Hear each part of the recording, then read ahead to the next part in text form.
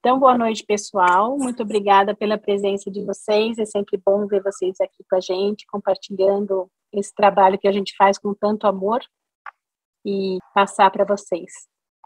É bastante importante lembrar sempre que cada aula é em cima de 1 ou 2 capítulos do livro, 3, né, dependendo da bagagem do facilitador, mas que cada aula é a interpretação desse facilitador, né? Nem a Fundação Urante, nem a UAI, elas recomendam que se faça uma versão oficial do livro de Urântia, né? Por quê? Eles dizem o seguinte: os facilitadores várias vezes nos disseram que essa vai ser uma religião pessoal construída dentro do coração de cada um de nós, né?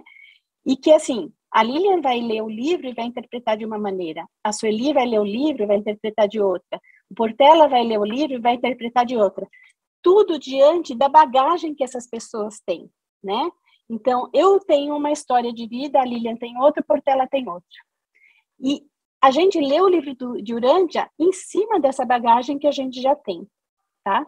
É claro que existem coisas que são verdades absolutas. Por exemplo, a existência do Pai Eterno e a Irmandade dos Homens. Isso não se discute, né? Isso é ponto fatídico, assim, não se discute. Com relação a outras coisas, eventualmente, eu posso ter uma interpretação diferente da Egli ou do Mantovani, né?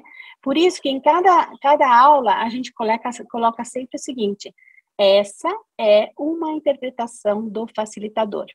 Claro que em qualquer momento a gente pode discutir, conversar amigavelmente para ver, olha, será que não seria desse jeito ou seria de outro jeito? Pode ser que sim, pode ser que não, né? Pode ser que eu argumente o resto da minha vida e não consiga convencer o Jorge de que azul é amarelo. E pode ser que o Jorge passe o resto da vida, aliás, em 2 minutos ele fala, não, Sueli, o rosa é vermelho. E eu acredito, né? Então, tudo depende da bagagem de cada um. Eu só queria fazer esse parênteses para ressaltar que essa aula de hoje é em cima da minha interpretação, da interpretação que eu fiz, principalmente do documento 21, mas também do 32 e de outros documentos, tá bom? Então, eu vou falar hoje sobre os filhos criadores do paraíso, que são os Micaéis. Então, essa é a aula 2 do capítulo 4 do módulo avançado.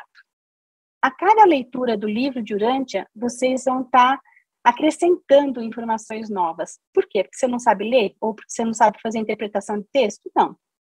Porque, assim, você lê o livro e você adquire várias informações. Quando você lê de novo, aquelas informações é como se fossem elementos da tal sopa primordial, se a gente puder fazer um paralelo, né? É como se a gente fosse um caldeirãozinho que fossem sendo acrescentado informações, e cada vez essa sopa vai ficando mais gostosa, mais suculenta, né? Por quê? Porque a gente tem mais informação e consegue compreender mais. E também, claro, principalmente pelo trabalho do nosso ajustador do pensamento. Esse documento 21, ele foi apresentado por um perfeccionador da sabedoria de Uversa. Então, só para lembrar, se não me engano, foi o Jorge que nos falou que os perfeccionadores da sabedoria são uma criação da Trindade do Paraíso, e ela é destinada a personificar a sabedoria da divindade nos 7 superuniversos, tá bom? Então, existem 7 bilhões de perfeccionadores da sabedoria. Eu fiz um preâmbulo que é só para contextualizar, para a gente se colocar na mesma página, né?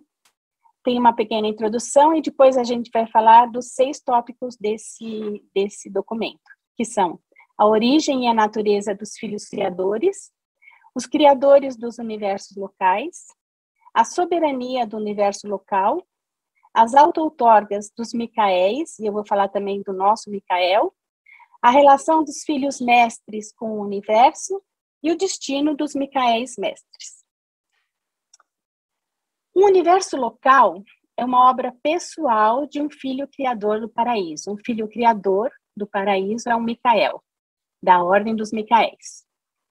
O universo local consta de 100 constelações, das quais cada uma abrange 100 sistemas de mundos habitados. E cada sistema conterá, afinal, aproximadamente 1000 esferas habitadas. Esses universos do tempo e do espaço são todos evolucionários. Então, o perfeccionamento que é feito, né, dos seres mortais, ele é feito nesses universos do tempo do espaço, né, de natureza finita, e é lá que a gente vai exercitar, né, a diversificação de todas as experiências.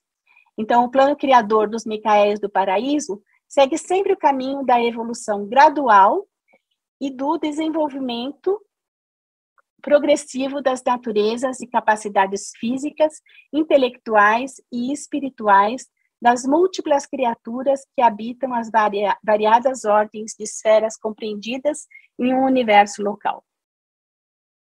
Urântia pertence a um universo local cujo soberano é Jesus, né? É o nosso Jesus. É o Deus homem de Nébadon, Jesus de Nazaré ou Micael de Salvington. E todos os planos de Micael para esse universo local, para Nébadon, foram integralmente aprovados pela Trindade do Paraíso antes que Jesus ou Micael embarcasse na suprema aventura do espaço. Nébadon é um agrupamento jovem nos reinos estelares e planetários de Orvonton. No último registro, em Nébadon, haviam 3.840.101 planetas habitados. E Satânia, que é o nosso sistema local, é claramente típico entre outros sistemas. Então, de 10 milhões de mundos habitados, na época, né, da revelação, nós tínhamos 3.840.101 mundos habitados. Então, agora vamos falar do nosso documento, que é sobre os filhos criadores, os Micaéis. Então, o Pai Universal funciona na administração de um universo local por intermédio de um filho criador, um Micael. Esses assuntos são confiados ao filho criador e ao espírito materno do universo local, ou a ministra divina e aos seus múltiplos filhos, né? Então, do enlace entre o filho criador e o espírito materno, ou a ministra divina, nascem inúmeros filhos e eles também ajudam na administração de um universo local. Os planos, as políticas e os atos administrativos no universo local são formados e executados pelo filho criador, Micael, e conjuntamente com o espírito materno coligado, delega o poder executivo a Gabriel, que é o filho primogênito do Micael e da ministra divina, e a autoridade da jurisdição aos pais da constelação, aos soberanos dos sistemas e aos príncipes planetários. Então, toda a criação, né, dos Micaéis e do Espírito Infinito estão envolvidas na administração e no bom funcionamento do seu universo local. A gente vai explicar isso mais na frente, mais detalhadamente. Isso daqui é só para a gente fazer uma introdução.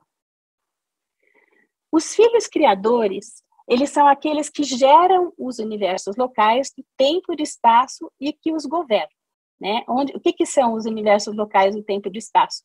É onde acontece toda a experiência mortal. Eles são de origem dual. Por quê? Porque eles incorporam, eles são a progenie, né, de Deus Pai, o Filho, e de Deus, de Deus o Pai e de Deus o Filho Eterno. Então, por isso que eles têm essa origem dual. E eles incorporam tanto as características do Pai Eterno quanto do Filho Eterno. Cada filho criador, ou cada Micael, é diferente de todos os outros. Cada um deles é único em natureza, bem como em personalidade. Cada um é o filho unigênito do ideal perfeito da deidade da sua origem, ou seja, é o filho unigênito de Deus Pai, o Filho, e do Filho Eterno. Ai, meu Deus, de Deus Pai e do Filho Eterno. Estou falando errado toda hora. Desculpa. No imenso trabalho de formar, organizar, fazer evoluir e perfeccionar um universo local, os Micaéis sempre desfrutam da aprovação sustentadora do Pai Universal. E aí é importante dizer que a relação dos filhos criadores com o seu Pai do Paraíso é uma relação cheia de amor. E os reveladores dizem até que a gente pode fazer uma analogia, né? que a fonte de inspiração do amor que um pai mortal sente por seu filho é espelhado nessa relação do Pai Eterno com os filhos criadores, os Micaéis. E é um amor infinito. Agora a gente vai falar um pouquinho sobre a ordem dos Micaéis. Aí o livro nos diz que os filhos primeiros do paraíso são personalizados como Micaéis. Então, a progenie primeira do Pai Eterno, do Filho Eterno, são os Micaéis.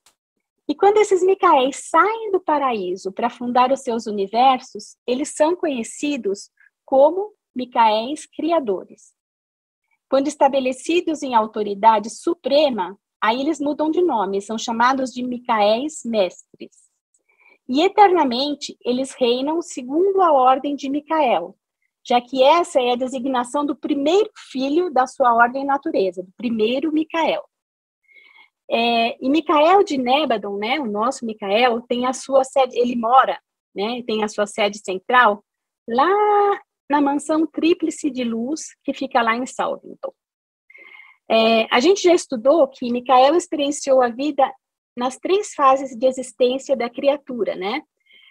Que é a espiritual, a moroncial e a material. Então, através das auto-outorgas feitas por Micael de Nébadon, ele vivenciou, né, a vida das suas criaturas na fase espiritual, na moroncial e material.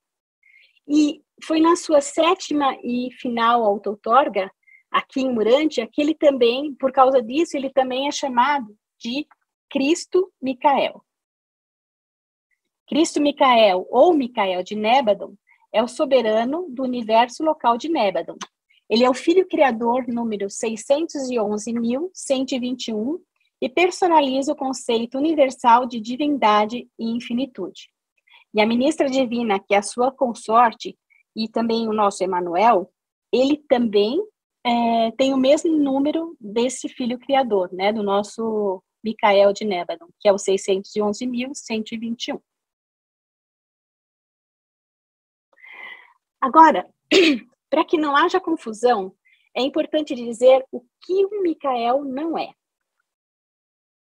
Então, um filho criador ou um Micael não é o Filho Eterno, o coligado existencial no paraíso do Pai Universal e do Espírito Infinito.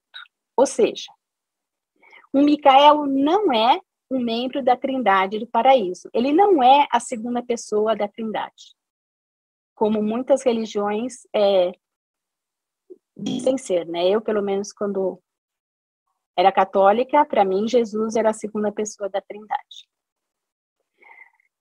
O Micael possui um poder e uma autoridade adicionais, pois não apenas personifica o Filho Eterno, como também representa plenamente o Pai Universal e efetivamente incorpora a presença da personalidade do Pai em todo e para todo o universo local. O Micael possui no seu reino todos os atributos e poderes divinos que o próprio Filho Eterno manifestaria se o Filho Eterno tivesse aqui presente em Nébadon, por exemplo.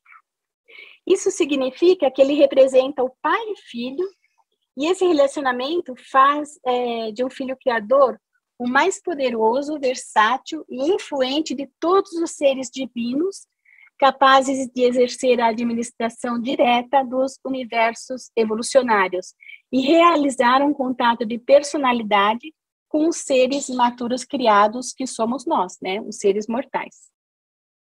E também a gente pode dizer que Micael de Nébadon, que é o nosso Filho Criador, ele é um governante e é também um Pai divino, que é tão poderoso, ele é tão eficaz e tão bom, quanto seriam o Pai Eterno e o Filho Eterno, caso ambos também estivessem localizados aqui no nosso universo de Nébadon.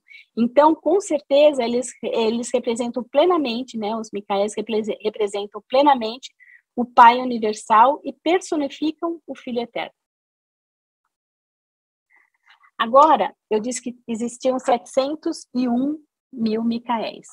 Existem 700 mil Micaéis, né, o que o livro fala, e eles também falam que na verdade, eles acham que existe mais, porque pelo que eu entendi, né, quando eu li, eles estão contando também com o Micael original, então seriam 700.001 Micaéis, né? Aí o livro fala assim, ó, o Micael original, ou primogênito, né, a primeira criação do Pai universal e do Filho eterno, nunca experienciou a encarnação como um ser material. Mas por 7 vezes, ele passou pela experiência da ascensão da criatura espiritual nos 7 circuitos de Avona, tendo avançado desde as esferas externas até o circuito mais interno da criação central. Todos os Micaéis, né, eles fazem as 7 auto-outorgas, e a última auto-outorga, sempre, eles nascem, né, de mulher num planeta e vivem a experiência de um mortal. O Micael original não passou por isso, ele não nasceu em nenhum planeta como um ser humano, né, como um mortal, mas ele experienciou, por 7 vezes, ele passou pela experiência de ascensão da criatura espiritual lá nos 7 circuitos de Avona. Então, ele fez a sua outorga também. O Micael original é o alto presidente dos filhos primários do paraíso, dos Micaéis, quando eles se reúnem para conferências no centro de todas as coisas, né? Então, é como se ele fosse o pai Micael. E aí, eles falam também que a ordem dos Micaéis conhece o grande universo de uma extremidade à outra, né? Não há nenhuma experiência essencial de qualquer um dos filhos do tempo e do espaço. Quem são os filhos do tempo e do espaço? Somos nós, os mortais, da qual os Micaéis não hajam pessoalmente participado. Então, quando eles fazem as auto-outorgas, eles vivem, né, a experiência de todas as suas criaturas. Agora vamos entrar no documento propriamente dito, né? Então, a origem e a natureza dos filhos criadores. Aí os reveladores falam: cada filho criador é uma progenie unigênita da união perfeita entre os conceitos originais das 2 mentes infinitas, eternas e perfeitas dos criadores, para sempre eternos e existentes do universo dos universos. Quem são eles? O Pai universal e o Filho eterno. Nunca poderá existir um outro filho como esse ou aquele. Por quê? Porque cada filho criador é expressão inqualificável, acabada e final, e é a incorporação de toda e qualquer fase, de cada característica, de cada possibilidade e de cada realidade divina que jamais poderia, por toda a eternidade, ser encontrada ou expressa ou ainda evoluir a partir daqueles potenciais criativos divinos que se uniram para trazer esse filho Micael à existência. Então, eles são seres maravilhosos mesmo, né? Aí, a gente chega à conclusão do quê? Quando a gente começa a prestar atenção nos Micaéis, né? A gente chega à conclusão que alguns filhos criadores, né, eles parecem ser mais como Deus, o Pai, e outros parecem mais como Deus, o Filho eterno. Então, as naturezas divinas desses filhos criadores são derivadas dos atributos de ambos os pais do paraíso. Ai, meu computador parou aqui. Desculpa. Que são o Pai universal e o Filho eterno. Todos compartilham da plenitude da natureza divina do Pai universal e das prerrogativas criadoras do Filho eterno. Mas quando observamos as realizações práticas das atribuições dos Micaéis nos universos, a gente pode discernir diferenças aparentes.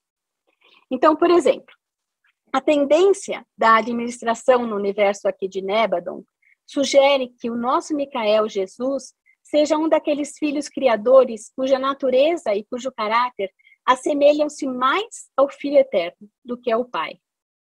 Em contrapartida, existem também alguns Micaéis do paraíso que presidem outros universos locais que se assemelham igualmente a Deus, o Pai, Então, por que eles falam isso? Porque o nosso Micael, por que ele tem mais a característica do Filho Eterno do que do Pai? Em função de toda a misericórdia, né, que o nosso Micael, Jesus, demonstrou aqui em Urântia, e demonstra também, demonstrou em todas as suas outorgas, toda a sua compassividade. Ele era filho, mas ele era compassivo, ele era misericordioso, ele era bondoso, ele era amor puro, né?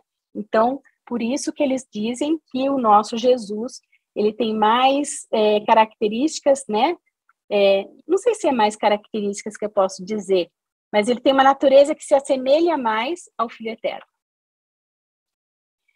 Então, agora, vamos falar um pouquinho dos criadores, os criadores dos universos locais.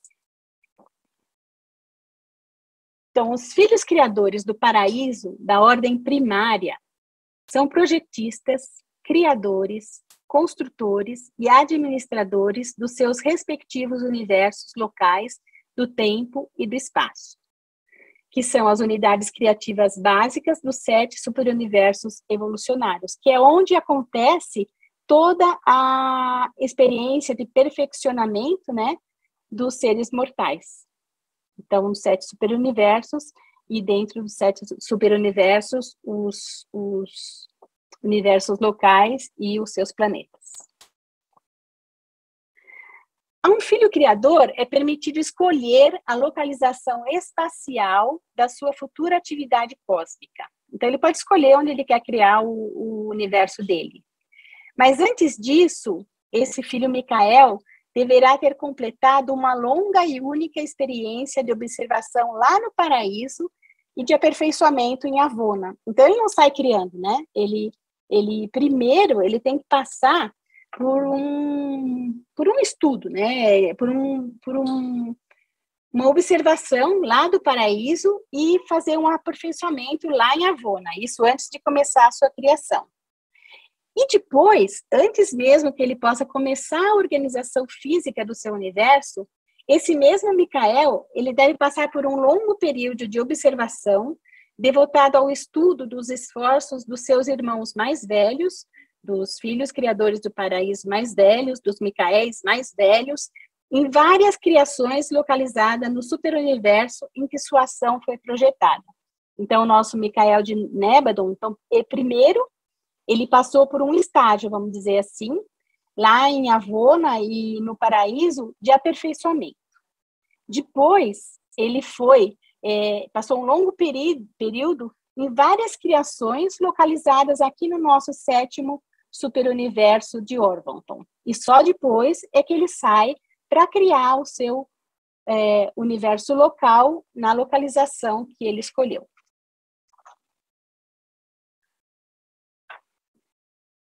E agora eu vou falar um pouquinho sobre a ministra divina, que é a consorte, né, que é a, entre aspas, esposa do nosso Cristo Micael.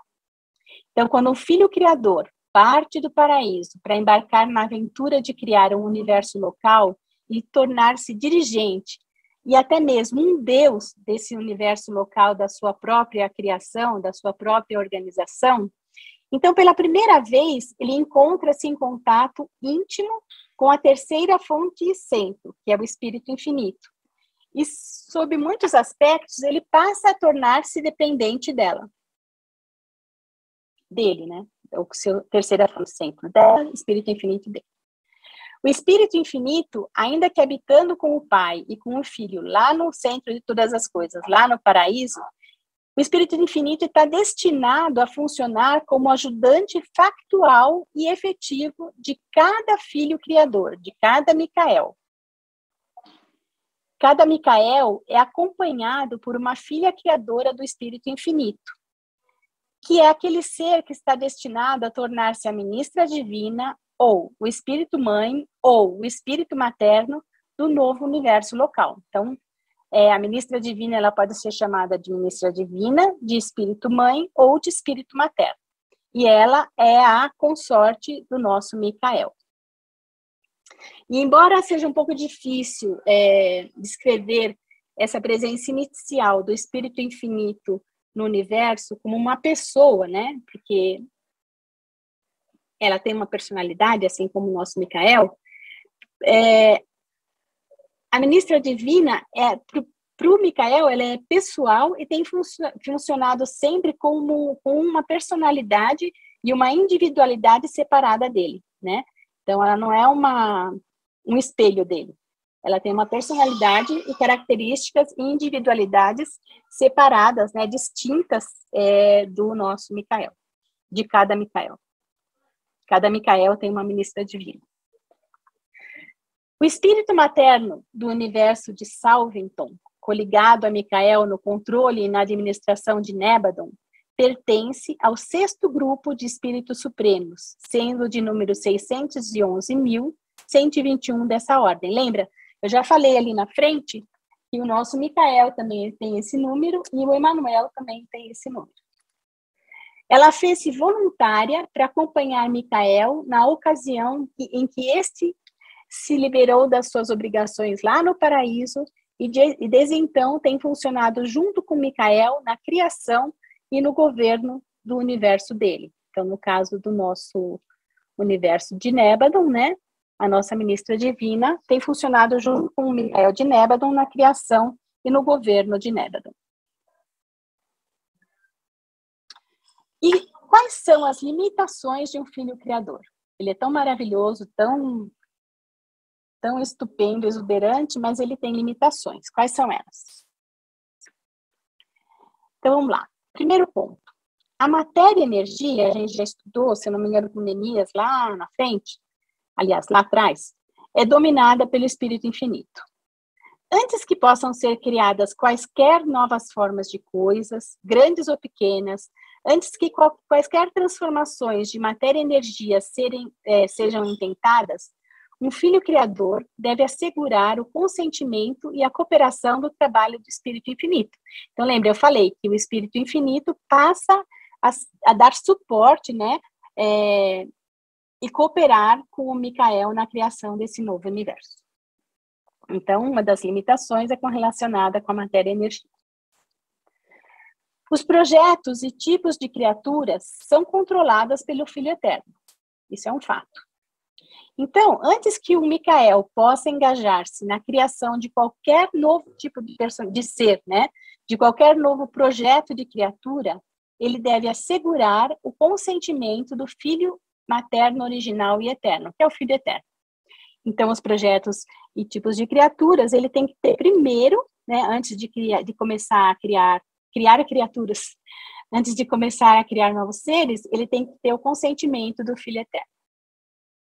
E o terceiro, a gente já sabe, está careca de saber, que a personalidade é projetada e outorgada pelo Pai Universal. Um Filho Criador, um Micael, nunca outorga ou doa personalidade. O único que outorga personalidade é o Pai Universal. Em todos os universos, dos universos, em qualquer tempo e lugar.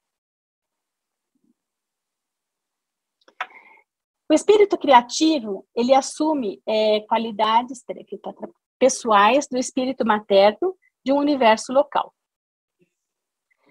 Então, os reveladores falam, assim que um filho tão perfeito e divino haja tomado posse da locação espacial do seu universo escolhido, ou seja, ele escolheu o lugar e ele vai lá tomar posse, assim que os problemas iniciais de materialização do universo e do equilíbrio bruto tenham sido resolvidos com os diretores de potência, com todos aqueles que estão envolvidos nisso, assim que ele tenha formado uma união eficaz e cooperativa de trabalho com a ministra divina, então, esse Filho Universal e esse Espírito Universal iniciam aquele enlace que se destina a dar origem às inúmeras hostes de filhos seus daquele universo local. Então, eles têm um enlace espiritual, o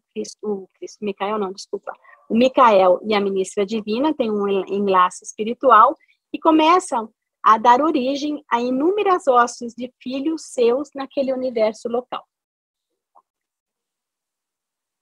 Então, tem um quadrinho aqui que nos mostra, vocês já cansaram de ver isso, quem fez esse quadro numa das suas apresentações foi o Henrique, não fui eu, ele é bom nisso, eu não sou. Então, a gente tem aqui os filhos do universo local. Aqui os filhos do paraíso, né? Aqui o pai, a Trindade, o Pai, o Filho e o Espírito infinito. O Pai e o Filho criam os Micaéis, o Filho e o Espírito criam os Avonais, o Pai, Filho e o Espírito criam os Dainais, e o Espírito Infinito cria a Ministra Divina. Isso a gente viu com a Lília na semana passada. E aí, no superuniverso, o Pai, o Filho e o Espírito criam os Anciões dos Dias, e no universo local, lembra que o Pai e o Filho criam os Micaéis e o Espírito Infinito cria a Ministra Divina. Então, os Micaéis sozinhos criam os filhos materiais, e aí depois, conjuntamente com a Ministra Divina, vem a ordem de seres deles, que são o pai Melquisedeque, no primeiro enlace eles criam o Micael e a Ministra Divina criam o pai Melquisedeque, e aí depois o Micael, a Ministra Divina e o pai Melquisedeque criam a ordem dos Melquisedeques. Continuando, os Micaéis e a Ministra Divina criam também a ordem Voranandek, a ordem Lanonandek. A primeira criação do Micael e da Ministra Divina é o brilhante estrela matutina, que é Gabriel, né? É o primogênito. Depois vem os brilhantes estrelas vespertinas e os arcanjos. E a Ministra Divina sozinha cria os 7 espíritos ajudantes da mente, os serafins e os querubins. Então essa é a progenie de Micael e da Ministra Divina. Lília, o brilhante estrela matutino é Gabriel. E os brilhantes estrelas vespertino, quem são, hein? Sabe que eu não sei? Eu acho que eles se chamam brilhantes estrelas vespertinas. Se alguém souber e puder me ajudar, mas eu não me lembro.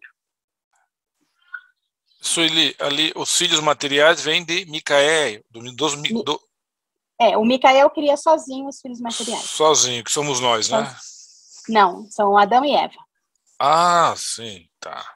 Adão e Eva. Os brilhantes estrelas vespertinas, que são muitos, atuam assistindo o Gabriel e a outras ordens de serem a cumprir missões específicas, especialmente de cunho administrativo. Então, eles têm diferentes funções, mas eles seriam uma ordem muito parecida com essa do Gabriel, só que num nível mais baixo e de assistente. Mas eles não têm nome, né? Eles não têm nome, eles são não têm nome. milhares. Assim como os Micaéis, não tem nome. Não tem nome. Certo. A diversidade das ordens de criaturas nativas dos universos locais. Como é que ela acontece? Os reveladores falam, não obstante todos os filhos criadores serem divinamente como seus progenitores do paraíso, como o Pai Eterno e o Filho Eterno, um não se parece exatamente com o outro. Cada filho criador, cada Micael é único, diverso, exclusivo e original, tanto em natureza quanto em personalidade. Então, mesmo tendo os mesmos pais, eles são únicos, diversos, exclusivos e originais. Assim como nós aqui, né, que somos pais e mães, né? Cada filho que a gente tem é único, é diferente do outro, é original, tanto em natureza quanto em personalidade. Não é porque tem o mesmo pai e a mãe que vai ser igual. E essa diversidade assegura que os seus domínios sejam também diversos em cada forma e em cada fase da existência vivente nascida de um Micael, que pode ser criada ou, subsequentemente, evoluir dele. Ou seja, o que significa? Não existem 2 universos que sejam administrados ou habitados por seres nativos de origem dual que sejam idênticos sob todos os aspectos. Então, aí está contida a diversidade das ordens das criaturas nativas dos universos locais.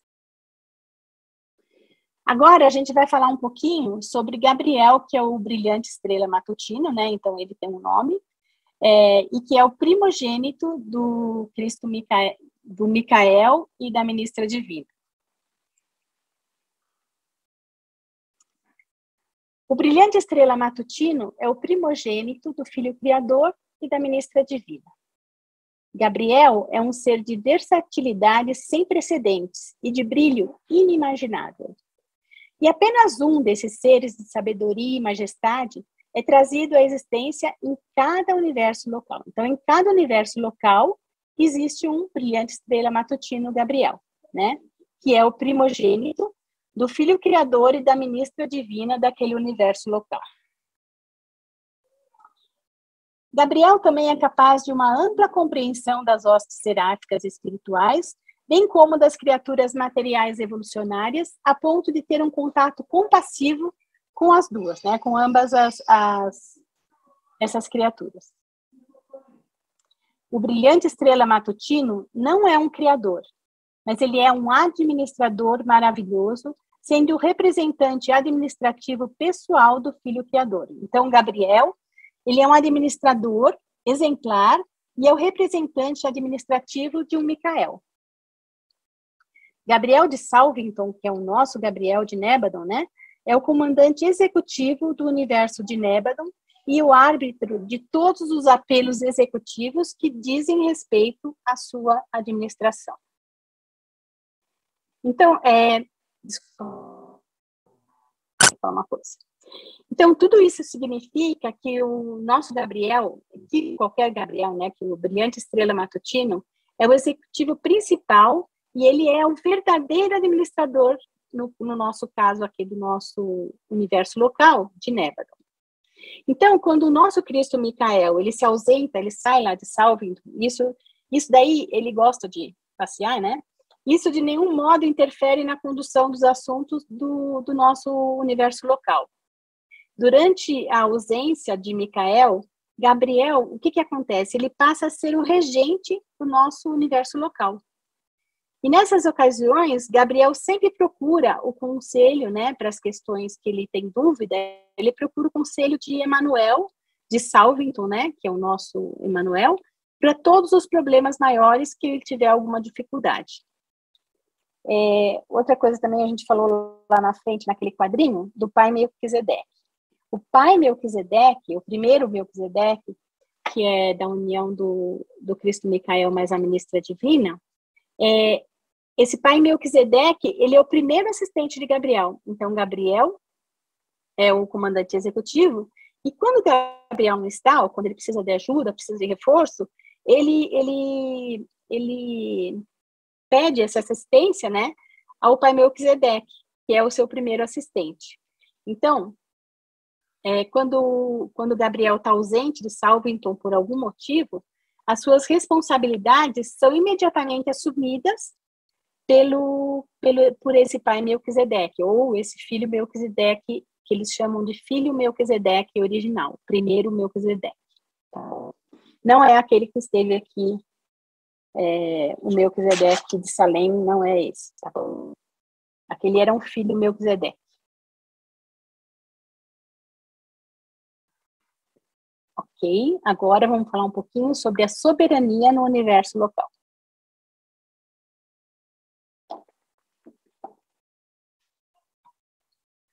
A abrangência de um universo é dada a um Filho Criador por consentimento da Trindade do Paraíso, Pai, Filho e Espírito, e com a confirmação do Espírito Mestre, supervisor do superuniverso considerado. Então, vamos lá. No caso do nosso superuniverso é o superuniverso de Orvonton, o número 7, lembra? E o Espírito Mestre do superuniverso de Orvonton, fui eu que dei essa aula há um tempinho atrás, um mês atrás, o Espírito Mestre do 7º superuniverso é aquele que contém as naturezas do Pai, do Filho e do Espírito, lembra? Eles carregam, né, as energias do Pai, do Filho e do Espírito. E aí, eles dizem o seguinte, que, no entanto, a elevação de um filho Micael, do seu estágio inicial e autolimitado de governo, à supremacia experiencial de soberania autoconquistada, vem como resultado das suas próprias experiências pessoais no trabalho da criação do universo e das auto-outorgas nas suas encarnações. Então, ele é um filho criador e ele vai subir de posto, se assim a gente pode dizer, né? Ele vai ser elevado em resultado das suas próprias experiências pessoais na criação desse universo local e em resultado também das 7 auto-outorgas que ele faz nesse universo. Então, até a realização da soberania conquistada por meio das auto-outorgas, o Filho Criador, Micael, governa como um vice-regente do Pai Universal. Então, lembra Jesus, quando ele, coincidentemente, isso ocorreu lá no batismo, né? Ele cumpriu todas as determinações da sua auto-outorga, o seu ajustador do pensamento foi até Divinington e voltou e disse, está consumado, ele agora é o soberano desse universo local. Não foi com essas palavras, mas foi isso que ele quis dizer. Então, até a realização da soberania conquistada por meio das auto-outorgas, ele governa como vice-regente, e depois ele passa a ser o soberano deste universo. O Filho Criador, o Micael, ele poderia pleitear a sua ampla soberania sobre a sua criação pessoal a qualquer momento, mas ele escolhe não fazer isso. Por quê? Se antes de passar como criatura pelas auto-outorgas, pelas 7 auto-outorgas, o Filho Criador assumisse uma soberania suprema não conquistada, né? Ele dissesse assim, eu sou o soberano deste universo local porque fui eu que criei. Então, se ele assumisse essa soberania não conquistada, as personalidades do paraíso que residem no seu universo local, elas simplesmente se retirariam, e ele não teria nenhuma ajuda delas.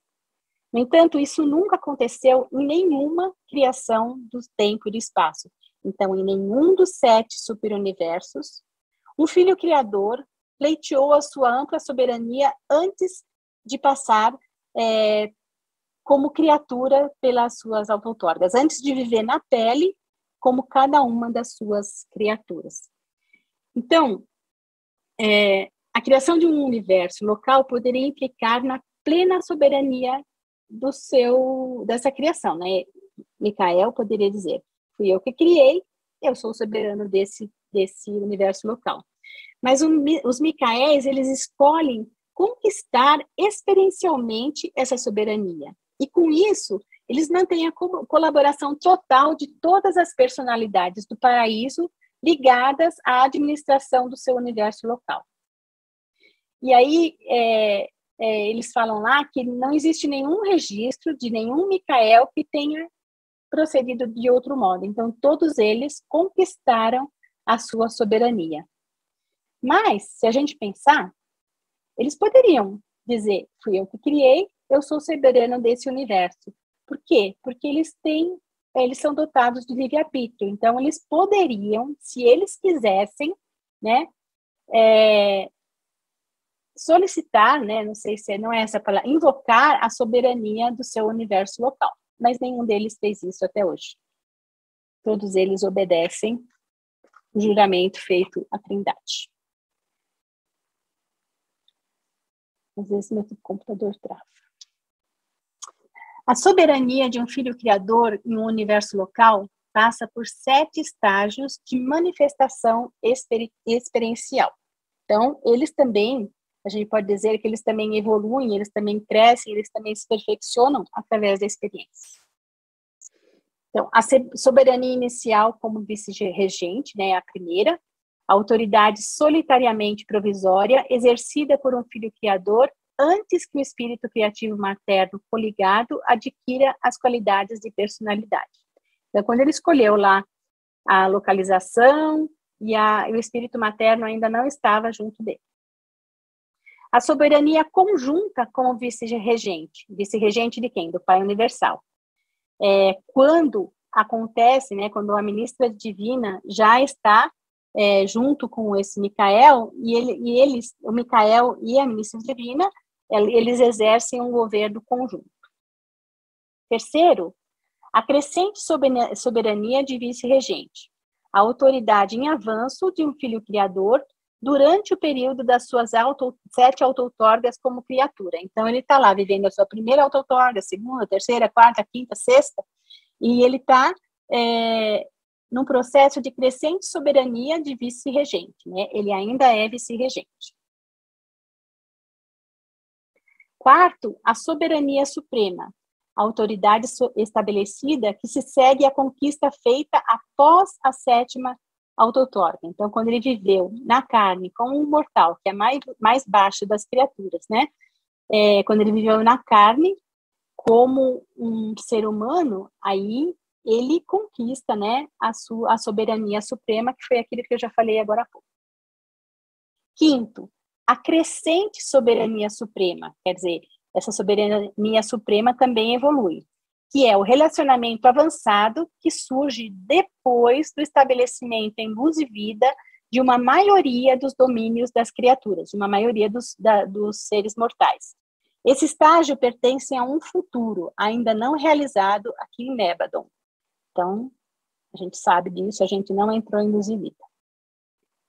Sexto, a soberania trinitária, que é aquela exercida subsequentemente ao estabelecimento do universo local inteiro em luz e vida. Então, imagina, né? Quando Nébadon inteirinho, né, todos os seres e todos os mundos de Nébadon, todos os planetas de Nébadon, tiverem em luz e vida, então esse nosso Micael de Nébadon, né, Cristo Micael, ele terá alcançado a soberania que eles chamam de soberania trinitária. E sétimo, a soberania não revelada. Não revelada por quê? Porque são relações que não aconteceram ainda, são desconhecidas e elas fazem parte de uma idade futura do universo.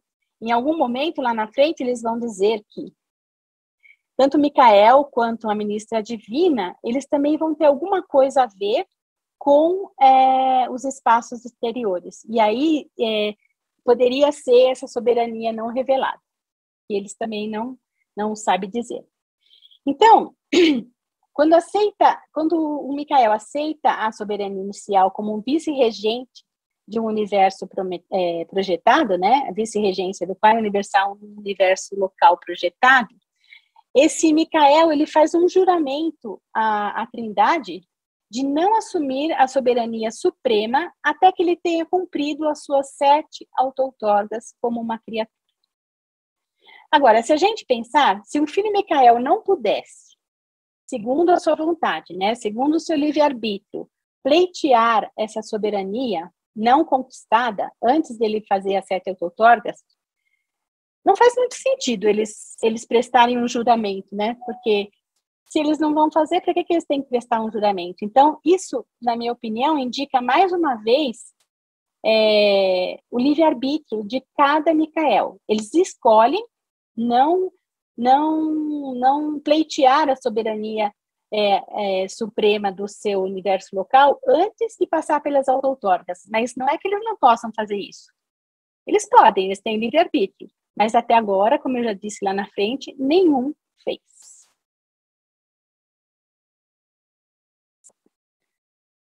A virtude evolutiva na personalidade e a retidão não é automática nas criaturas com livre-arbítrio, né?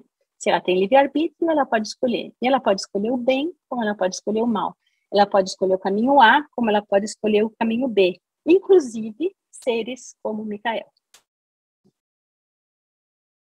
Aí eles falam assim, se a autoridade ou a administração de um filho criador chegar a ser contestada, atacada ou posta em perigo, ele está eternamente comprometido a manter, proteger, defender e, se necessário, recobrar a sua criação pessoal, a criação do seu universo.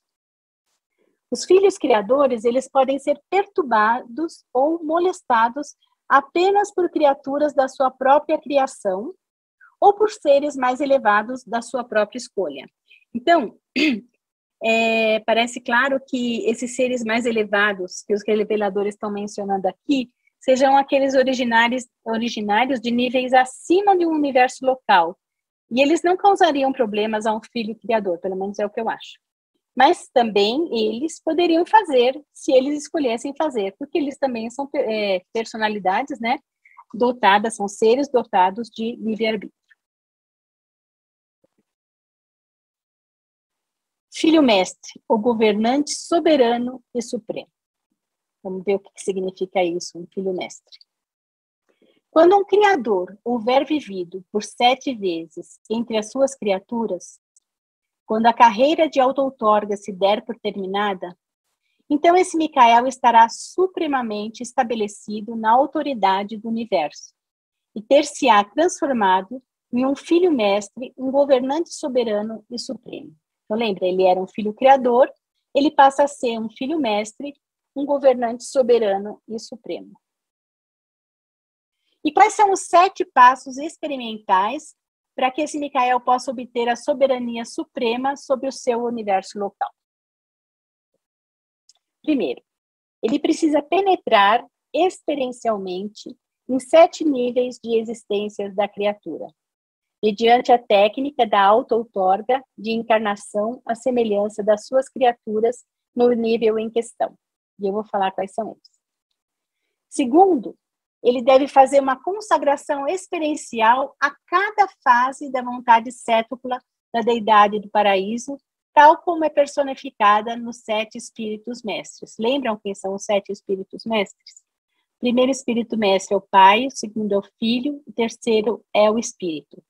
O quarto é o Pai e Filho, o quinto, Filho e Espírito, Pai e Espírito, sexto, Filho e Espírito, e o sétimo é o Pai, o Filho e o Espírito.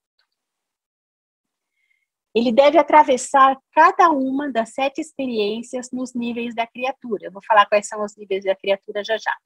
Simultaneamente com o cumprimento de uma das 7 consagrações à vontade da deidade do paraíso. Em cada uma delas, de 7, ele vai estar se consagrando à vontade da deidade do paraíso. Quarto, em cada nível da criatura, ele deve retratar experiencialmente o auge da vida da criatura para a deidade do paraíso e para todas as inteligências do universo. Então, lembra que quando a gente lê sobre Jesus, né, lá no capítulo 4, eles falam que Micael, né, o nosso Jesus, ele não estava fazendo essa auto-outorga só para nós aqui de Urântia. Ele estava fazendo a auto-outorga para todo o universo de Nébadon, né?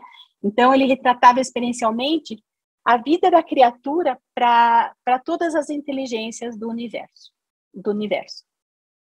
Quinto, em todos os níveis da criatura, ele deve revelar experiencialmente uma fase da vontade cétupla da deidade, para o nível da auto-outorga e para todo o universo.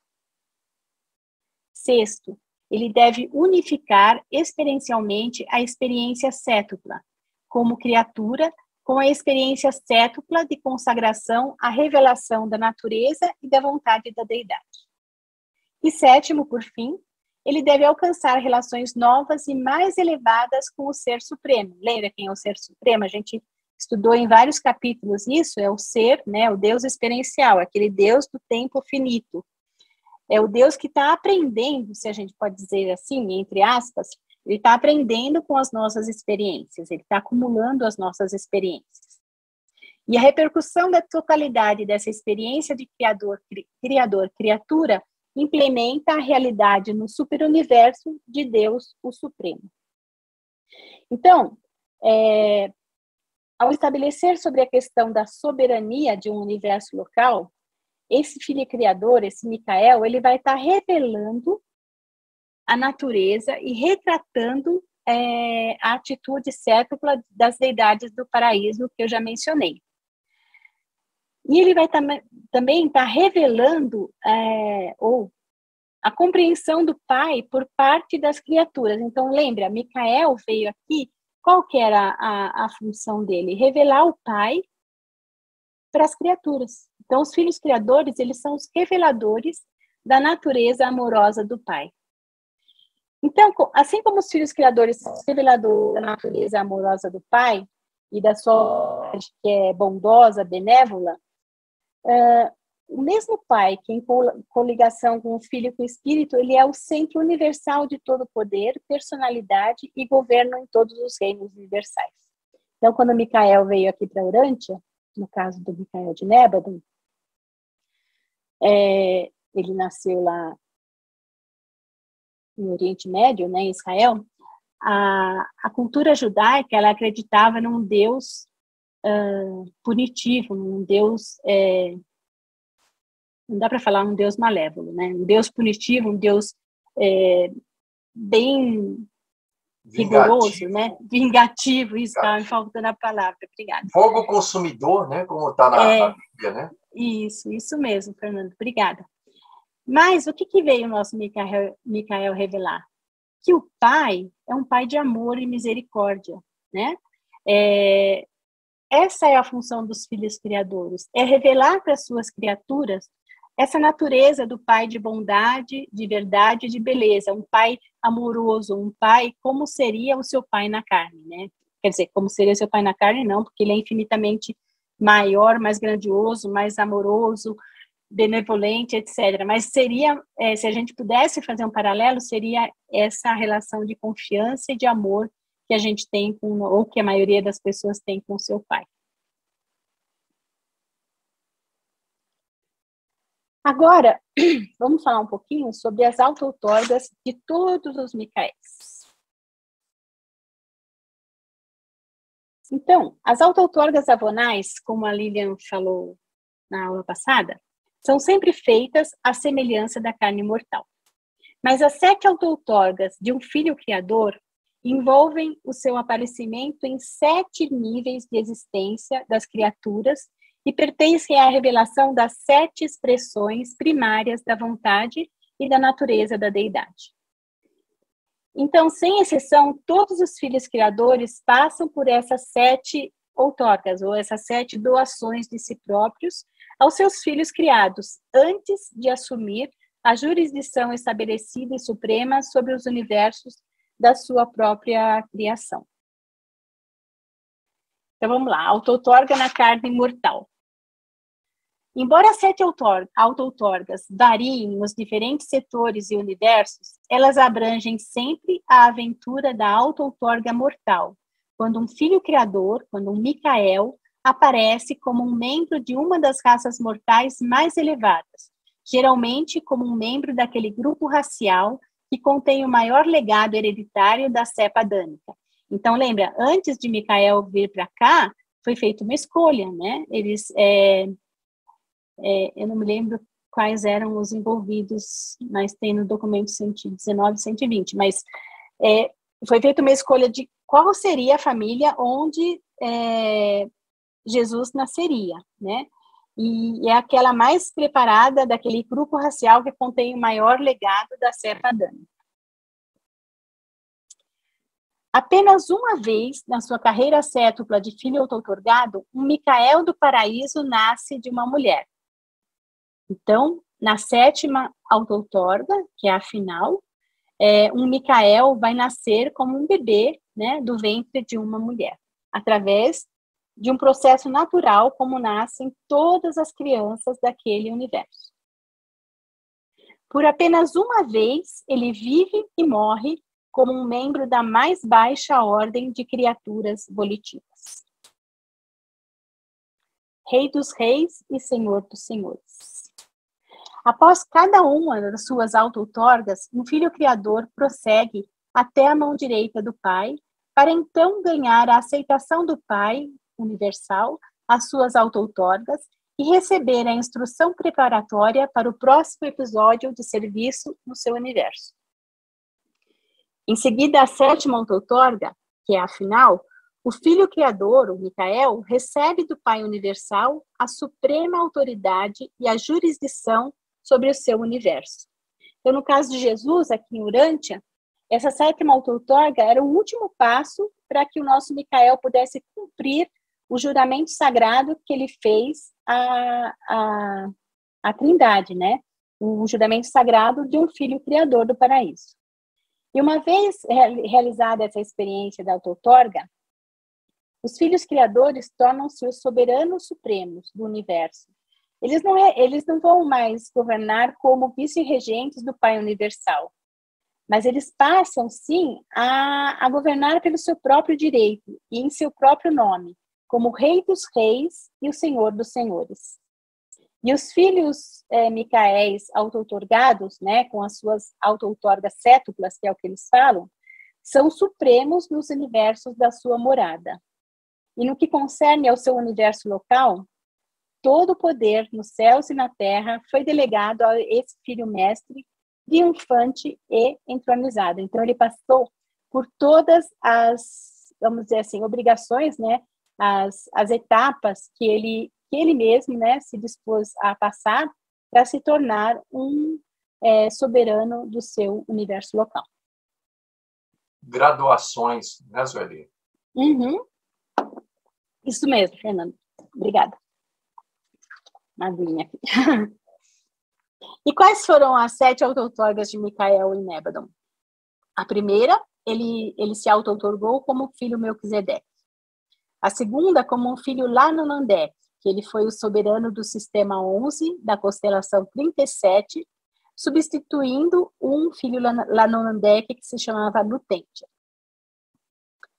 A terceira foi como um filho material, que foi proclamado príncipe planetário do mundo 217, da constelação 61, do sistema 87. A quarta foi como um serafim, do mundo 462, do sistema 84, da constelação número 3. A quinta foi como Eventod, um peregrino ascendente em Uversa, a sede central do superuniverso de Orvonton. E assim eles falam lá que Eventod, assim, até hoje ele é lembrado assim como um ser magnífico, né? Um peregrino ascendente magnífico. Aliás, todas as outorgas que Micael fez aqui em Nébadon, ele sempre teve destaque, ele sempre foi aclamado como maravilhoso, como excelente. A sexta auto-outorga de Micael, aqui em Nébadon, foi como mortal moroncial de Endantum. E a sétima, que a gente conhece bastante, foi como Jesus, um mortal, nascido de mulher aqui em Urântia. Então, essas foram as 7 auto-outorgas pelas quais Micael de Nébadon passou, ou Micael de Salvington, ou Cristo Micael passou, ou Jesus, e que o transformou num filho mestre supremo do seu universo local. Agora vamos falar dos filhos mestres cétuplos, que é a mesma coisa, na verdade, é porque eles passam pelas 7 auto-outorgas, essas 7 experiências. E aí os reveladores falam que os filhos criadores, após completarem as suas carreiras de auto-outorgas, são considerados filhos mestres cétuplos, porque eles são idênticos aos filhos criadores, mas já passaram pela experiência das 7 auto-outorgas, o que os elevam a uma ordem diferente. Então, eles são o mesmo Micael, né? O mesmo Micael criador, com a experiência de ter passado pelas 7 auto-outorgas. E isso os transporta, né, para uma ordem diferente de filhos criadores. Ou seja, após efetivar uma auto-outorga, um Micael continua sendo um filho criador, que eu acabei de falar, mas ele terá acrescentado à sua natureza a experiência de uma criatura. E isso o demove para sempre do seu nível divino de filho criador, elevando-o até o plano experiencial de um filho mestre, aquele que conquistou plenamente o direito de governar um universo e de administrar os seus mundos. Então, filho mestre cétuplo, é aquele que conquistou plenamente, através da sua experiência, o direito de governar um universo e de administrar o seu mundo. E ele só faz isso, de novo, após passar pelas 7 auto-outorgas, após passar pela experiência de todas as suas criaturas, né? Todos os seres que ele criou. Ele viveu na carne toda a vida dos níveis de criaturas que ele trouxe, que ele criou. Criaturas que ele criou é muito ruim, né? Mas... Agora vamos falar sobre a relação dos filhos mestres, cétuplos, supremos, com o universo. O poder de um Micael mestre é ilimitado, porque ele é derivado da coligação experienciada com a Trindade do Paraíso. E é também inquestionável, porque é derivado da experiência factual de como as criaturas sujeitam-se à própria autoridade daquele filho. Então, ele sabe exatamente como funciona um Melquisedeque, como é que vive um Melquisedeque, como que vive um serafim, como é que vive um peregrino ascendente, enfim. Ele sabe exatamente como vive cada criatura dele, né? Então, ele teve essa experiência factual e aí ele vai poder governar com mais consciência, com mais sabedoria, com mais benevolência, com mais... São todos filhos dele. E ele sabe exatamente o que passa a cada filho dele. E a natureza da soberania de um filho criador séptuplo é suprema. Por quê? Porque ele abrange o ponto de vista séptuplo da deidade do paraíso. Ela incorpora uma atitude séptupla das criaturas do tempo e do espaço, né? Que são aquelas outorgas, as categorias de outorgas que eu falei agora há pouco. E ela sintetiza perfeitamente a atitude do paraíso e o ponto de vista da criatura. Então, ela une, né, criador e criatura. E o que é? Então, o Micael criador, ele passa a ser um Micael mestre supremo através da soberania experiencial. E essa soberania experiencial é toda inclusiva da divindade de Deus, o sétuplo, e culmina no ser supremo. Quem se lembra qual é a deidade sétupla? Quem é o Deus sétuplo? Ó, prova, hein, gente? Vou dar nota, vou dar estrelinha para quem acertar. Eita, agora cozinhou nossos miolos. Eu me lembro, hein? Então fala, por favor. Nem me sabe. O Pai, o Filho, o Espírito Infinito, os anciãos dos dias, os filhos criadores, o Ser Supremo, esqueci um. 7 espíritos mestres. 7 espíritos mestres. Nossa, muito bem. Lembrar o nome desses seres todos seria difícil, viu? Ganhou estrelinha, Neemias. A estrelinha faltou uma ponta, né? Mas valeu, tá certo, tá valendo. Então, a soberania pessoal de um filho sétuplo é como a soberania futura do Ser Supremo, a ser completada em algum tempo, abrangendo como faz o conteúdo mais pleno possível e manifestado do poder e autoridade da Trindade do Paraíso dentro dos limites tempo-espaciais envolvidos. Então, o Ser Supremo, lembra quem é o Deus Supremo? O Deus do tempo finito, o Deus que está experienciando através de nós, né? Então, as nossas experiências, elas vão para o Ser Supremo que está se construindo, né?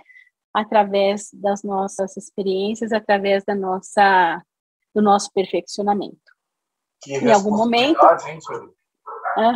Que responsabilidade nossa, né? Ajudar isso, Deus, todos, né, nós, exatamente, todos nós estamos formando o Ser Supremo.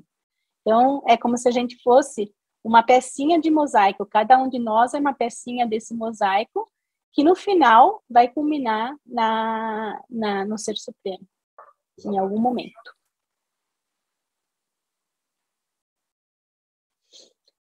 A evolução do que já foi criado.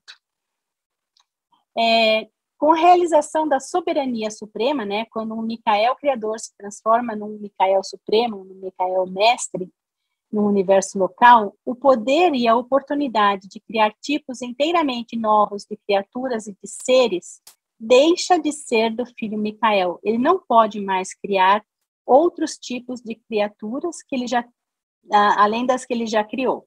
Ele só pode aperfeiçoar.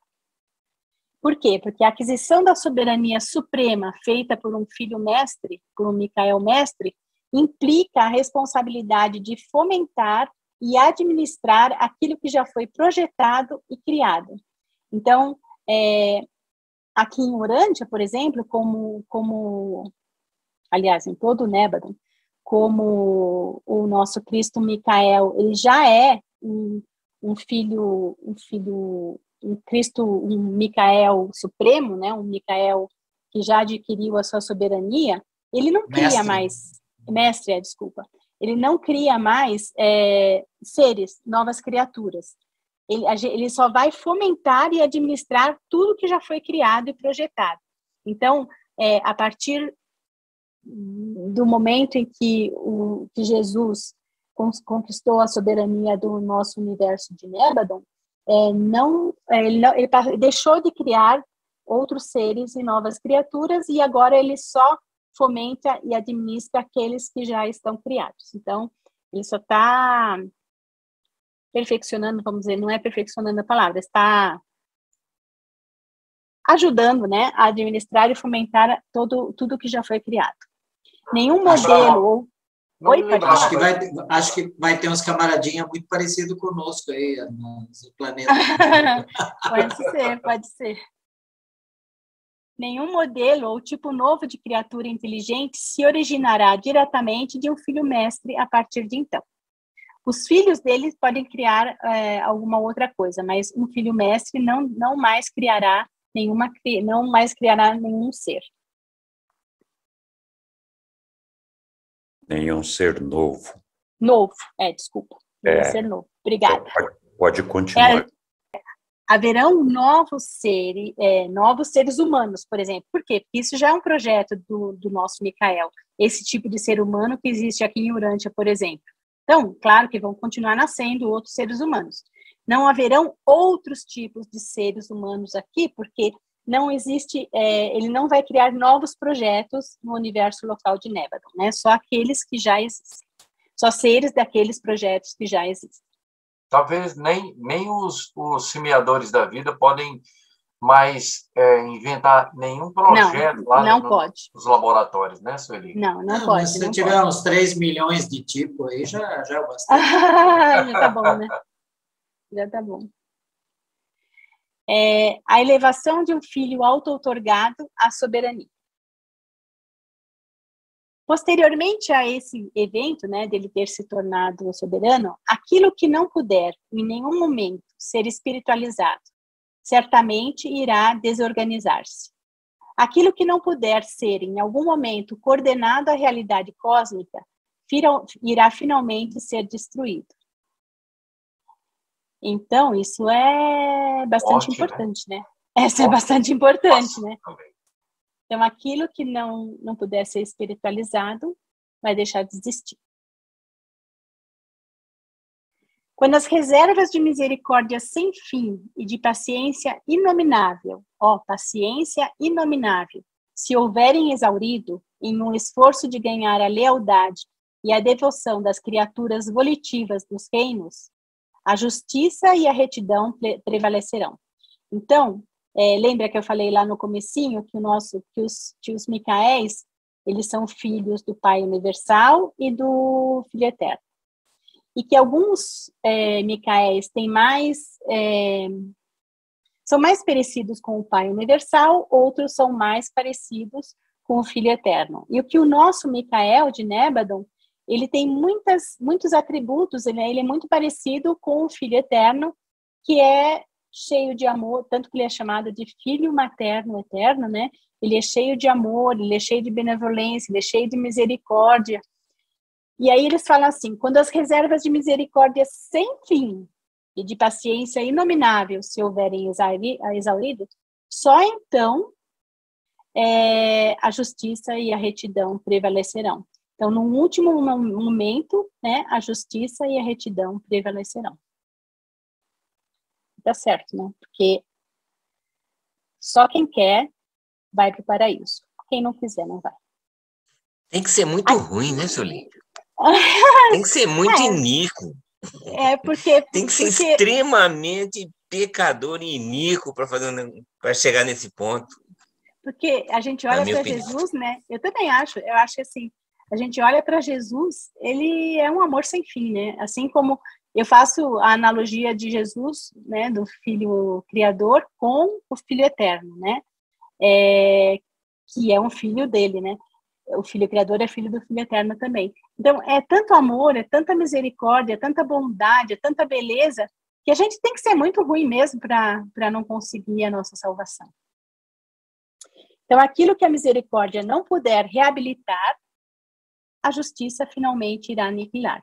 Então, quando tiverem sido exauridas todas as tentativas, aquilo que a misericórdia não puder reabilitar, a justiça finalmente vai aniquilar. O filho mestre pode variar a ordem de julgamento espiritual e ajustamento evolucionário dos planetas habitados daquele universo local. Após a sua elevação à soberania de um universo local, o Micael do Paraíso tem o controle pleno de todos os outros filhos de Deus que funcionam sob o seu domínio. E ele pode governar livremente de acordo com o seu conceito das necessidades dos seus reinos.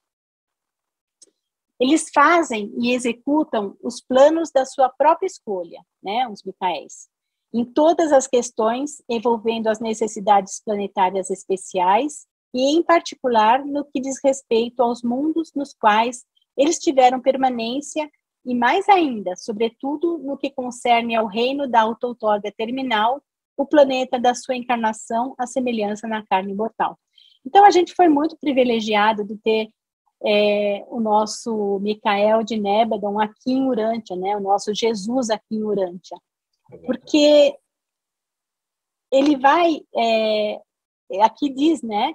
Em todas as questões envolvendo as necessidades planetárias especiais, em particular no que diz respeito aos mundos nos quais eles tiveram permanência e executaram a sua última auto-outorga.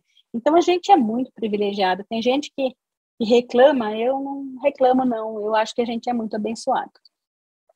E os filhos mestres parecem estar em comunicação perfeita com os mundos que receberam as suas auto-outorgas. E esse contato é mantido pela própria presença espiritual, através do quê? Outra estrelinha. O que o filho Micael, né, o filho do paraíso, o filho criador, deixa quando ele termina a sua 7ª auto-outorga? O que ele deixa no planeta onde ele realizou a 7ª auto-outorga? O espírito da verdade pessoal dele. Isso mesmo, muito bem. Outra estrelinha dada. Estrela para 2, muito bem. É isso mesmo. Ele deixa aqui o espírito da verdade, né? E eles mantêm uma conexão ininterrupta com o Filho Eterno no centro de todas as coisas, que é lá no paraíso. E eles possuem um alcance que abrange todos os níveis, desde o Pai universal, lá no mais alto dos altos, até as raças menos elevadas da vida planetária, que somos nós, né? Os seres mortais. Então, é bem legal isso também. E qual que é o destino dos Micaéis mestres, ou Micaéis supremos, ou Micaéis que efetivaram as 7 auto-outorgas? Aí eles falam assim: ninguém poderia, com autoridade final, ter a presunção de discutir as naturezas nem os destinos dos soberanos mestres cétuplos dos universos locais, que são os Micaéis mestres. Cada Micael do paraíso é o absoluto dos conceitos da deidade dual da sua origem, deidade dual do Pai e do Filho, né? Assim, ele incorpora as fases factuais da infinitude do Pai universal e do Filho eterno. Então, ele tem essas naturezas e essas naturezas, né? E os filhos mestres, eles são limitados na produção de novos tipos de seres criaturas em função da liberação das suas potencialidades suprafinitas, que foi aquilo que eu já tinha antecipado lá na frente. Às vezes eu estou fazendo aula e eu acabo antecipando o que eu vou falar lá na frente, mas tudo bem. Vocês ouvem 2 vezes, não tem problema.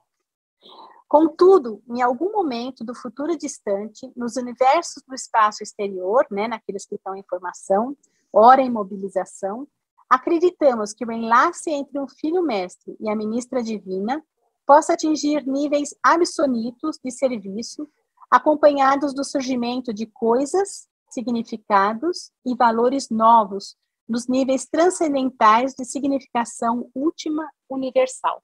Então, eles conjecturam que lá num futuro bastante distante, né, num outro tempo, sei lá, bem distante daqui, quando todos os 7 superuniversos tiverem entrado em luz e vida, haverá um enlace entre o Filho Mestre e a Ministra Divina que vai, nesses espaços exteriores, propiciar o surgimento de novas coisas, novos significados e novos valores, né? Num nível transcendental, né, do tempo e do espaço. Jesus disse: eu sou o caminho, a verdade e a vida. Do mesmo modo que a deidade do Supremo está se factualizando em virtude do serviço experiencial, ele está vivendo as experiências através de nós, né? Os filhos criadores também estão atingindo a realização pessoal dos potenciais das divindades do paraíso contido nas suas naturezas inescrutáveis. Na eternidade, o destino dos Micaéis provavelmente será literalmente constituírem-se no caminho, na verdade e na vida de todos, iluminando sempre a senda estreita que leva todas as personalidades do universo à suprema divindade, pela absolutude última até a finalidade eterna da deidade. Então, através do... Oi? Pode falar. Desculpe. Acho que alguém tinha... pensei que alguém tivesse falado. E, para sempre, é verdade que aquele que houver visto o Filho Criador terá visto o Pai. Lembra que Jesus disse? Quem me viu, vê o Pai. Ainda que o Pai Universal não esteja pessoalmente presente em um universo local, já que ele está lá longe no paraíso, ele está representado pessoalmente pelo seu Filho Criador, que é, como a gente já viu até aqui, por algum tempo, o vice-regente de Deus e, em seguida, né, enquanto ele é um Filho Criador, e, em seguida, o governante soberano e supremo por direito próprio. E quanto mais fundo a gente desce na escala da vida, mais difícil torna-se localizar o Pai invisível. Então, a mais baixa das criaturas que somos nós, fica difícil a gente enxergar o Pai universal, né, com o olho da fé. As criaturas inferiores, e algumas vezes até mesmo as personalidades mais elevadas, como Lúcifer, por exemplo, acham sempre difícil visualizar o Pai universal na figura dos seus filhos criadores. Então, Lúcifer acreditava que eu sempre confundo, que o Filho Criador, né, que o Micael era o seu pai, mas ele não conseguia enxergar o Pai universal. E assim, até chegar o momento da sua elevação espiritual, até que a perfeição do desenvolvimento possa capacitar essas criaturas a ver o Pai em pessoa, essas criaturas podem alimentar algumas dúvidas espirituais e cair em confusão, isolando-se assim das metas espirituais progressivas do seu tempo e universo, assim como Lúcifer, por exemplo, e tantos seres humanos. Dessa maneira, eles podem perder a capacidade de ver o Pai quando contemplam um Filho Criador. A salvaguarda mais segura para a criatura na longa luta a fim de alcançar o Pai, durante a época em que as condições inerentes tornam esse alcance de realização impossível, como agora para nós, é agarrar-se com tenacidade ao fato da verdade da presença do Pai estar nos seus filhos, né? Nos filhos criadores. Ou seja, literal e figurativamente, espiritual e pessoalmente, o Pai e o Filho são um. E é realmente um fato. Aquele que houver visto um Filho Criador, terá visto o Pai. Muito obrigada. É legal a gente assistir às aulas, é bacana a gente ver os slides, é legal ouvir a opinião de quem está passando, né, esse conhecimento, né, mas não tem nada que substitua a leitura do livro. Então, a gente sempre vai bater nessa tecla. Cada um vai tirar a sua conclusão da sua leitura. É claro que existem os grupos de estudos que nos ajudam, é claro que existem as aulas da escola e tantos outros projetos que nos ajudam a compreender, mas nada substitui a leitura do livro. Muito obrigada. Podem fazer perguntas. Muito boa aula, Sueli. Parabéns. Muito obrigada. Eu coloquei para você, Sueli, ali sobre as estrelas vespertinas, tá? É que eu não consigo ler o chat. Não é no chat, é no seu... no meu WhatsApp. Então, depois eu vou ler. Obrigada. Muito obrigada.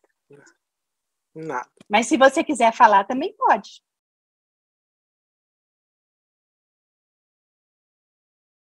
Fanho aqui.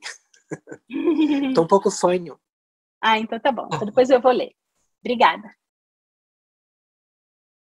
Alguém tem alguma pergunta, por favor? Tenho pergunta, não. Só muito obrigada pela aula. Foi excelente. Muito obrigada. Muito obrigada. É um tema maravilhoso, né? É apaixonante. Maravilhoso. Gosto de falar de Jesus, né, Micaela? É muito bom. Quando eu era criança, eu achava que fosse ser freira. Eu não queria ser freira. Mas eu era apaixonada. Minha avó tinha um altar e tinha uma figura de Jesus lá. Eu era apaixonada por Jesus. E eu sempre falava desde pequenininha para minha mãe, para meu pai, para todo mundo: eu vou me casar com Jesus. Acho que é uma forma de casamento isso daqui.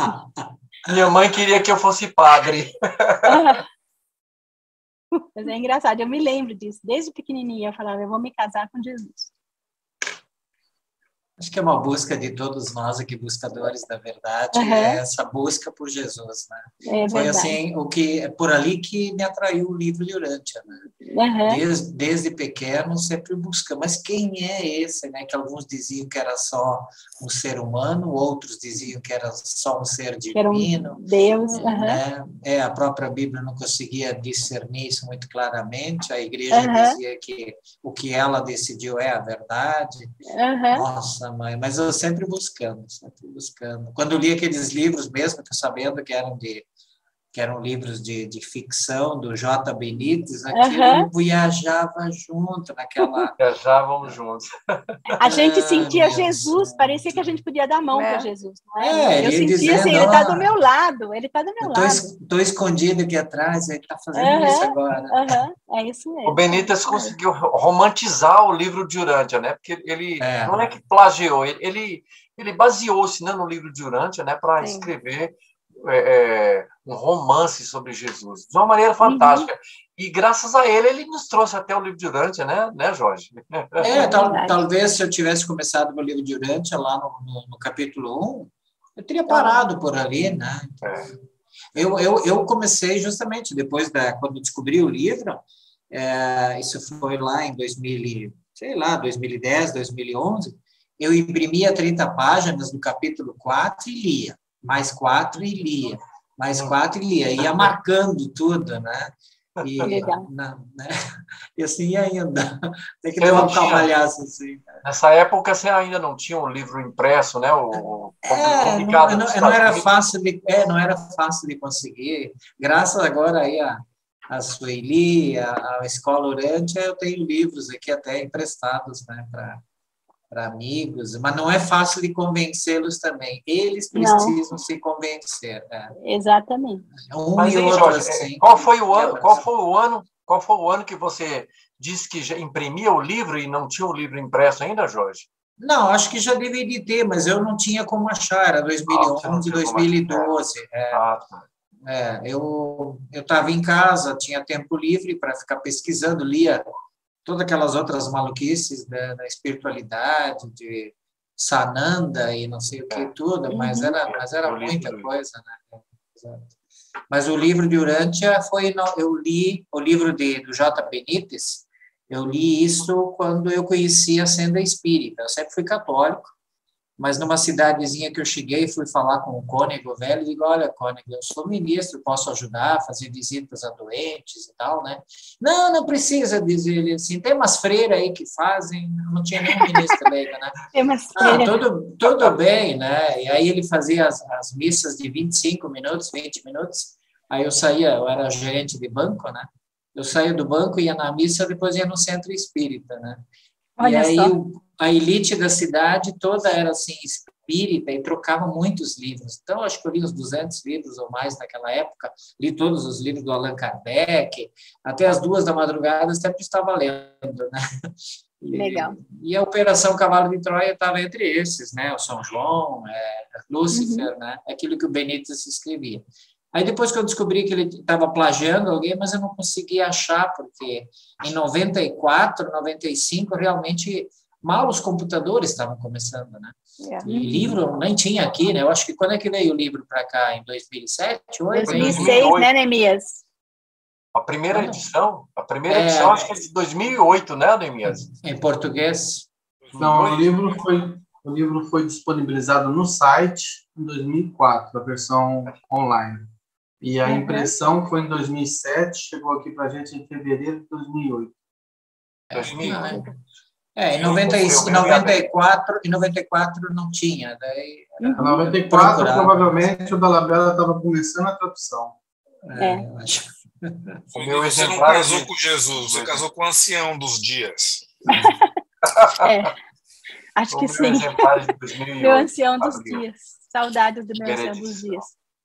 O jeito que Benítez escreve, né? A realidade fantástica.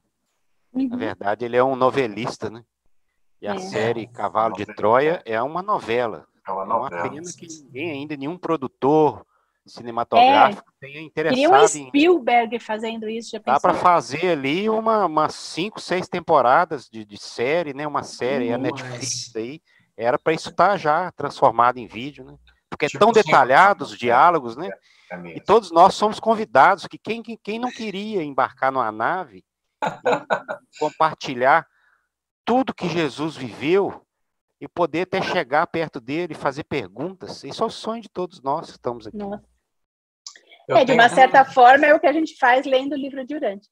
E eu fico desconfiado de que Desconfiado, né? Eu desconfiava muito de que fosse tudo verdade o que o Benítez disse, naquele romance todo, né, do Cavalo de Troia, num dos livros dele, ele publicar uma foto de Jesus feita pelo major lá do Cavalo de Troia. A foto, né? Isso ele não tem. Jesus não permitiria, né? Boa noite. Boa noite. Eu também vou pedir licença, meus queridos. Muita paz, muita luz. Obrigado, Sueli, estava maravilhoso. Obrigada a vocês, obrigada pela presença, muito obrigada.